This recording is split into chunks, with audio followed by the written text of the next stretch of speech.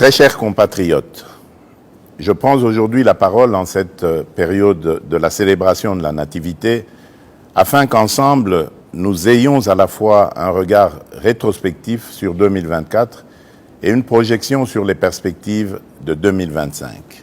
En cette période des fêtes, porteuse de foi et d'espérance, nous sommes invités à nous rappeler ce qui compte vraiment.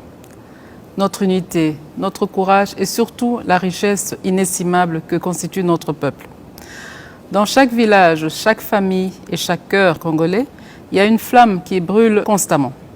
C'est la flamme de l'espoir. Dans la souffrance comme dans l'adversité, cette flamme continue de nous guider. Nous avons tout à gagner à espérer des lendemains meilleurs, de garder la foi malgré tout. Mes très chers compatriotes, nous sommes un peuple résilient. C'est ici l'occasion pour moi de saluer l'engagement et le travail exemplaire de nos héros du quotidien, notamment le personnel soignant qui continue à sauver des vies avec un dévouement admirable, nos enseignants qui forment les générations futures malgré des conditions souvent difficiles, à nos gardiens de la paix qui veillent à la sécurité de nos communautés avec courage et détermination.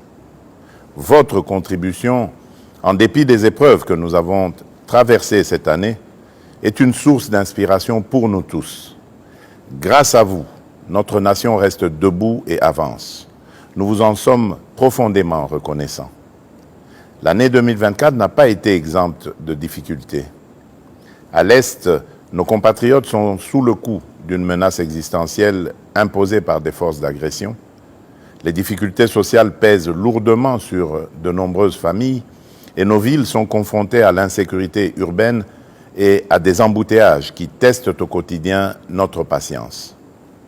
À celles et ceux qui ont perdu des êtres chers, aux déplacés internes arrachés à leur foyer, aux valeureux patriotes résistant au Wazalendo et aux vaillants soldats qui, au péril de leur vie, défendent avec honneur notre souveraineté, nous exprimons toute notre compassion, notre profonde gratitude et notre immense respect. Ce qui nous menace n'est pas plus fort que notre foi en un avenir commun et notre capacité à résister ensemble. Toutefois, malgré ces épreuves, il est important de reconnaître que notre pays progresse.